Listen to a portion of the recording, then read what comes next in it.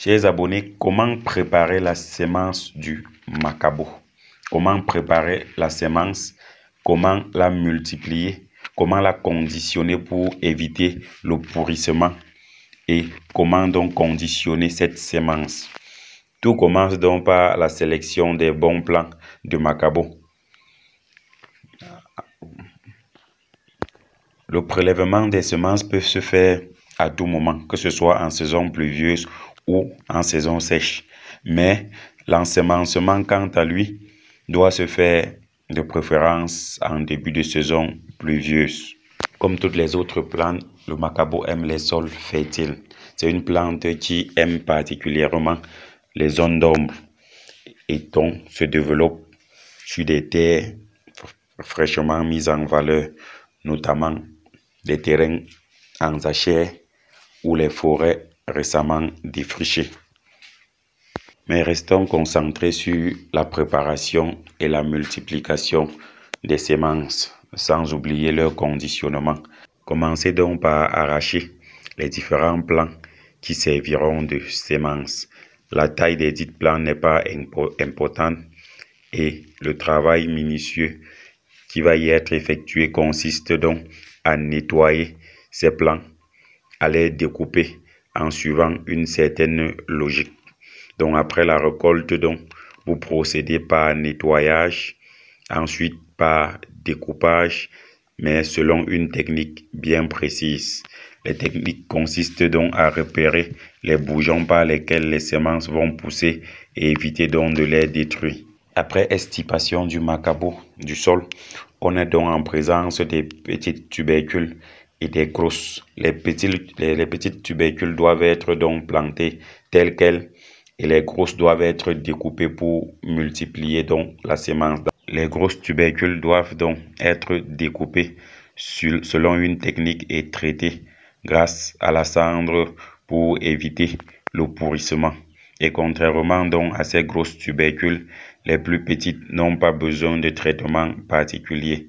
Le sol devra juste être bien riche pour permettre l'enracinement et la pousse rapide des plants.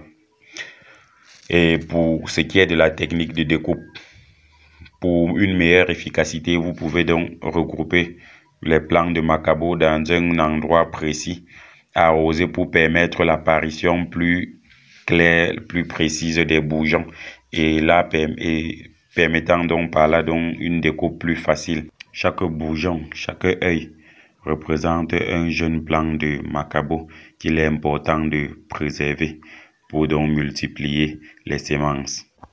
Les plus petits macabos ou alors les moyens constituent une meilleure semence, mais malheureusement ne sont pas toujours disponibles en quantité, d'où la nécessité d'en acheter ou alors de procéder par cette technique dont nous nous apprêtons à vous démontrer. La technique est donc très simple. Il s'agit pour les grosses tubercules de macabo de les découper en 3, en 4 en fonction de la grosseur du macabo.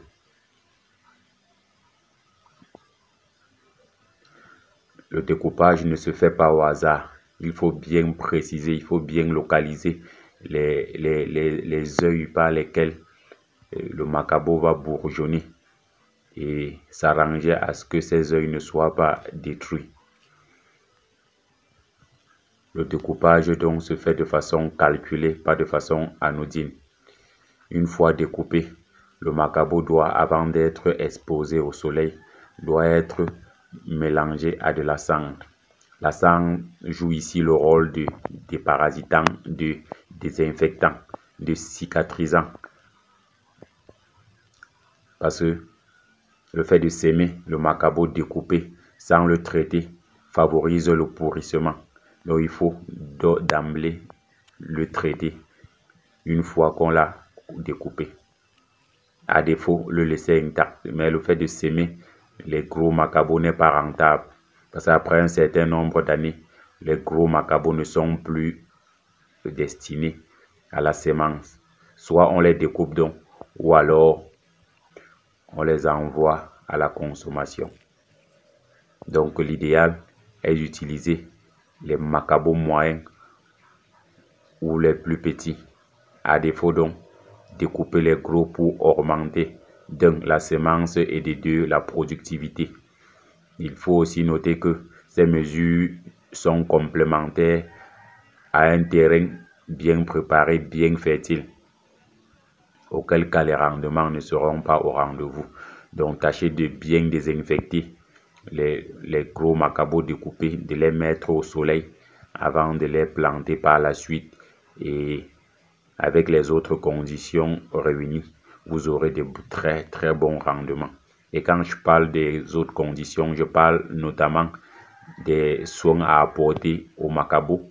Je parle notamment du saclage et du fait de cibler le bon moment pour le stress apicole, ou alors pour mettre un surplus de terre sur les plants de macabo. Ainsi, vous pouvez créer votre macaboret, l'entretenir et avoir un rendement qui, ma foi, n'aura rien à envier à d'autres cultures, notamment la patate, le maïs, le melon, ainsi de suite. Et la technique peut être également utilisée pareillement pour les autres variétés de macabo, notamment le taro, que ce soit le long taro, le gros ou d'autres variétés de macabo. Donc, prenez-en de la graine, essayez, car comme dit l'adage, l'inaction est pire que l'échec. Essayez des techniques nouvelles pour ne pas faire comme nos parents, de façon archaïque, de façon traditionnelle. Aujourd'hui, l'heure est à la révolution. Les techniques doivent être améliorées, les variétés améliorées, et aussi nos mentalités doivent être améliorées. C'est vrai, la terre ne ment pas, comme dit quelqu'un, mais on ne se moque pas d'elle, on ne déjoue pas ses principes. Respecter la terre, travailler la terre sagement, et ma foi, les résultats seront au rendez-vous.